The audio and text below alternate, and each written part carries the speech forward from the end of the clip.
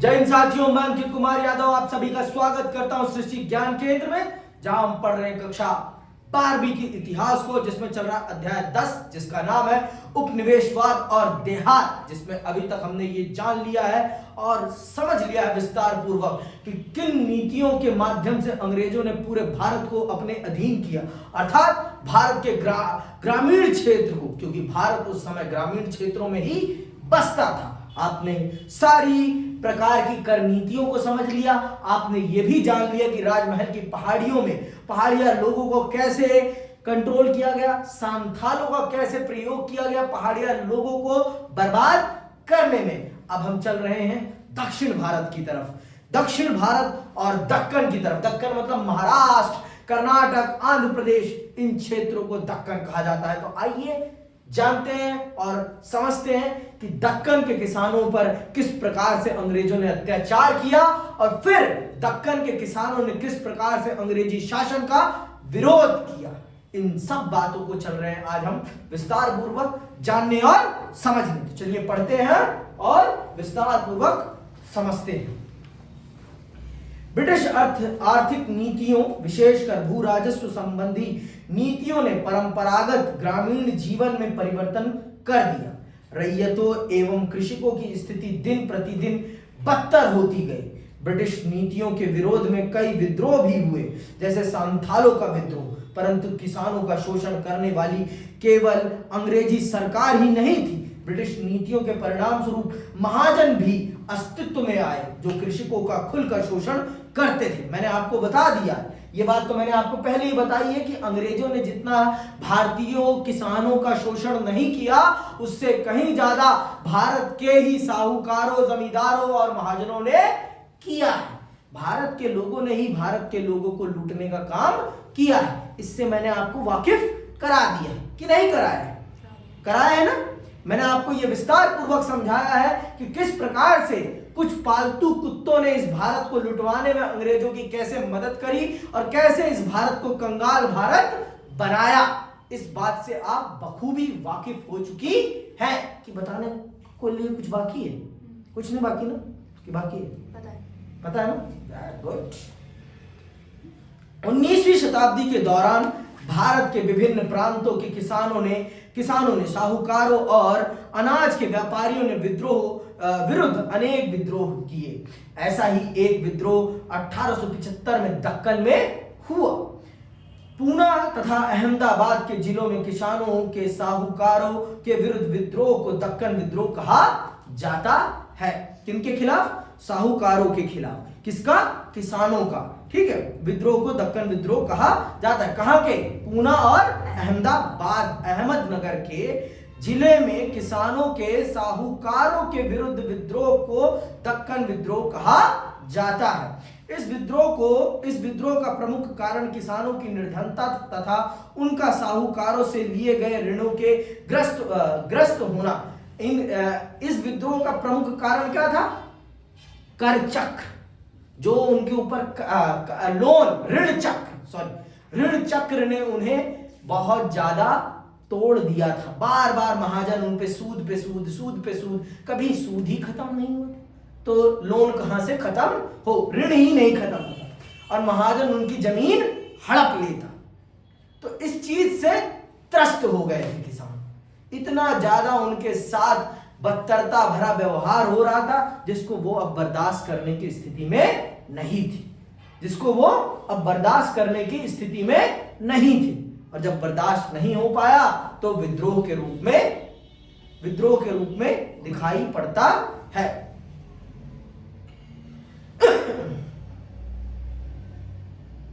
इन क्षेत्रों के मारवाड़ी लोग किसानों को ऋण देते थे, जिससे वे अपार धन कमाते थे। इनकी जमीनें गिरवी रखकर वे इन किसानों को इस तरह फंसा लेते थे कि उनके लिए आजीवन उससे निकल पाना संभव नहीं हो पाता था। साहूकारों के विरुद्ध अभियान पूना के एक गांव देह में 1874 के अंत में हुआ। एक मारवाड़ी साहूकार ने गिरवी की राशि वसूल करने के लिए सरकारी आदेश प्राप्त कर लिए तथा गांव के एक प्रतिष्ठित किसान के घर पर कब्जा करने का प्रयास किया। इससे गांव के लोग भड़क उठे तथा उन्होंने सामूहिक रूप से मारवाड़ियों का आर्थिक सामाजिक बायकाट करने की घोषणा कर दी। उन्होंने मारवाड़ियों के घरों में तो काम करने से मना कर ही दिया, साथ ही उनके लिए पानी ढोने तथा उनकी हजामत आदि करने से भी इनकार कर दिया। मारवाड़ियों को और अधिक परेशान करने के लिए उनके घरों में कूड़ा तथा मरे हुए जानवरों की लाशें आदि फेंकना भी शुरू कर दिया। गांव के लोगों के व्यवहार से परेशान होकर मारवाड़ी लोग गांव छोड़कर चले जाने के लिए बाध्य हुए। ऐसी ही घटनाएं और भी गांव में हुई। तो इस प्रकार से गांव वालों ने अपने ऊपर बंध रहे ऋण चक्र से बाहर निकलने के लिए ये सारे काम करने प्रारंभ कर दिए, क्योंकि बद से बदतर स्थिति बना दी गई थी। किनकी? किसानों की। बद से ज्यादा बदतर स्थिति बना दी गई थी किसानों की, और ये स्वीकार्य नहीं था, ये कदापि स्वीकार्य नहीं था। ठीक है। आरंभ में तो गांव वाले मारवाड़ियों का अहिंसक ढंग से विरोध करते रहे, परंतु कुछ समय बाद उन्होंने हिंसक तरीके अपनाना शुरू कर दिया। मारवाड़ियों के विरुद्ध गांव वालों का सबसे पहला हिंसक विद्रोह पूना जिले के सूपा नामक एक बड़े गांव से शुरू हुआ। सूपा एक मंडी थी जहां अनेक व्यापारी और साहूकार रहते थे। 12 मई 1875 को आसपास के ग्रामीण इलाकों के किसान इकट्ठा हो गए। उन्होंने साहूकारों से उनके बही खातों और ऋण बंधों की मांग करते हुए उन पर हमला बोल दिया। उन्होंने उनके बही खाते जला दिए, अनाज की दुकानें लूट ली तथा एक मकान को भी आग लगाकर भस्म कर दिया। तो ये है आपका दक्कन विद्रोह। सारा का सारा खेल यहाँ ऋण चक्र का है। ऋण मतलब लोन। इन साहूकारों ने, इन मारवाड़ियों ने उनको लोन के कुचक्र में ऐसे फंसाया कि वो कभी बाहर नहीं निकल पा रहे थे, और उससे बाहर निकलने के लिए उन्होंने जो किया फिर सबके सामने, किसी से छिपा हुआ नहीं, किसी से भी छिपा हुआ नहीं है। समझ में आई बात? किसी से भी छिपा नहीं है, ना मुझसे ना आपसे। मतलब इन्होंने सच में हद से ज्यादा अत्याचार किया, क्योंकि वो अशिक्षित थे, उन्हें पता ही नहीं था कि क्या है ब्याज दर, क्या है वो दर, और दबा के उनसे ब्याज भी लेते और दबा के उनको प्रताड़ित भी करते। जमीन गिरवी रखवा लेते और कुछ समय के बाद जमीन अपने नाम कर लेते। भाई किसान के लिए जमीन के अलावा उसका क्या संसाधन है? कुछ भी नहीं। और आप उससे उसका सबसे बड़ा संसाधन ही छीन लेना चाहते हैं। कैसे काम चलेगा? कैसे चलेगा बताओ? चल पाएगा? नहीं चलेगा। तो फिर वर्षा बताओ क्या करेंगे हम? विद्रोह करेंगे ना। घर जलाएंगे कि नहीं जलाएंगे? जलाएंगे। यही पहले कर लेते, अंग्रेजों को ही फूंक देते तो अंग्रेज कभी देश में आ ही नहीं पाते। लेकिन हमारे लोगों की बुद्धि थोड़ी देर में चलती है। क्या कहें आगे सुन। पूना से यह विद्रोह अहमदनगर में भी फैल गया। अगले 2 महीनों में यहाँ और भी आग फैल गई। लगभग 33 गांवों के 6500 वर्ग किलोमीटर का इलाका विद्रोह की चपेट में आ गया। विद्रोह का स्वरूप सभी जगह लगभग एक समान था। साहूकारों पर हमला किया गया, बही खाते जला दिए गए और ऋणबंध नष्ट कर दिए गए। विद्रोह भी भीषणता एवं हमले के डर से साहूकार जान बचाकर गांव छोड़कर भाग गए और बहुत से तो अपनी संपत्ति और धन दौलत भी छोड़ गए। तो ये स्थिति थी। आगे सुनो। विद्रोह के प्रसार को देखकर ब्रिटिश अधिकारी भी घबरा गए। उन्हें लगा कि कहीं यह विद्रोह 1857 के विद्रोह का स्वरूप न ले ले। इसीलिए उन्होंने विद्रोही किसानों के गांवों में पुलिस थाने स्थापित किए एवं शीघ्र ही सेना भी बुला ली। मतलब अंग्रेज सचेत हो गए थे, तो 1857 के विद्रोह जैसा ये विद्रोह ना बन जाए, इसीलिए उन्होंने फौरन कार्रवाई की, पुलिस बुला ली, सेना बुला ली, सब कुछ करके इस विद्रोह को दबा दिया। उन्होंने शीघ्र ही विद्रोह पर काबू पा लिया तथा पड़ोस के बहुत से गांवों को इसकी चपेट में आने से बचा लिया। 95 व्यक्तियों को गिरफ्तार कर लिया गया तथा उनमें से कुछ को दंड भी दिया गया, परंतु गांव पर काबू करने में कई माह का समय लगा। इस विद्रोह की विशेषता यह भी थी कि विद्रोहियों का उद्देश्य साहूकारों का वध करना नहीं था, वरन उन दस्तावेजों, बहीखातों और ऋणबंधों को नष्ट करना था जिनके माध्यम से उनकी जिंदगी साहूकारों के हाथों में गिरवी थी। विद्रोही किसानों ने हत्या जैसे कोई बड़े अपराध भी नहीं किए। हिंसक तरीका अपनाने के लिए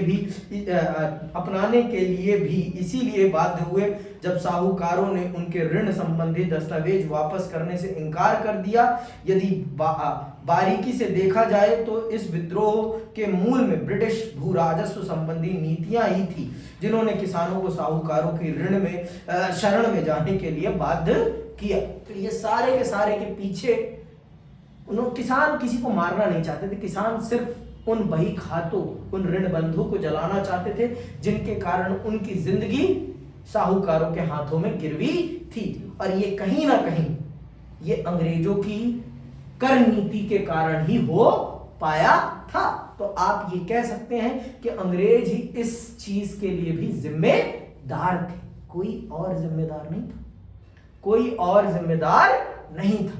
जिम्मेदार अगर कोई था तो वो सिर्फ कौन था? अंग्रेज सरकार। अंग्रेज सरकार के अलावा कोई भी जिम्मेदार नहीं था। समझ में आ गई? पक्का? इतनी सी बात। आगे सुनो। दक्कन दंगा आयोग एवं उसकी रिपोर्ट। दक्कन दंगा आयोग बनाया जाता है जो रिपोर्ट देता है अपनी। क्या रिपोर्ट में आता है? सरकार क्या रिपोर्ट छापती है? सुनिएगा बहुत ध्यान से।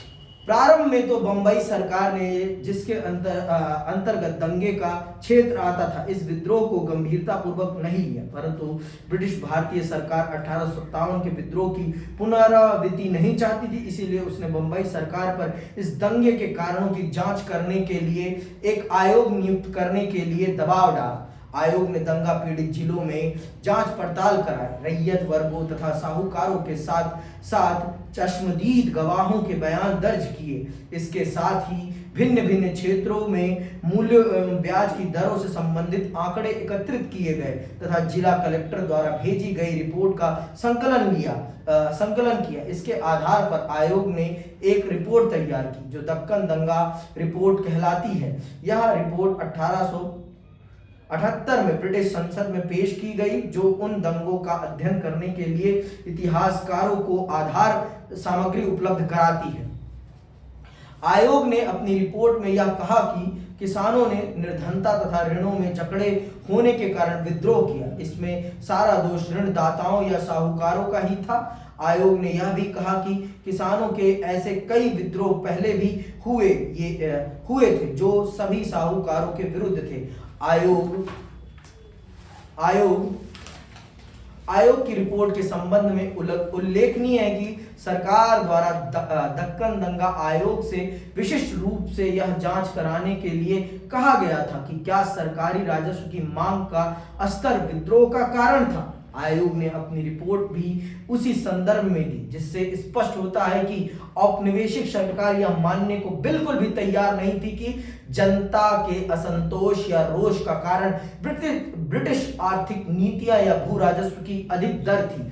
सारा दोष किसानों की ऋणग्रस्तता एवं साहूकारों के अत्याचारों पर मढ़ दिया, जबकि वस्तुतः किसानों को उन स्थिति में पहुंचने के लिए अंग्रेजों की अधिक कर की मांग ही मूल कारण थी। तो ये दक्कन दंगा आयोग की रिपोर्ट में ये साफ स्पष्ट शब्दों में लिख दिया गया कि अंग्रेजी सरकार की कर नीति ही वास्तविक कारण है दक्कन के विद्रोह का। लेकिन अंग्रेज सरकार इस बात को कभी स्वीकार नहीं करती। कभी कोई नहीं, अपनी गलती तो कोई सरकार कभी स्वीकार नहीं करती, कोई भी, चाहे वो किसी की भी रही हो। इस देश में सरकारें वो अपनी गलतियां स्वीकार नहीं करती। क्या करती हैं? नहीं करती ना।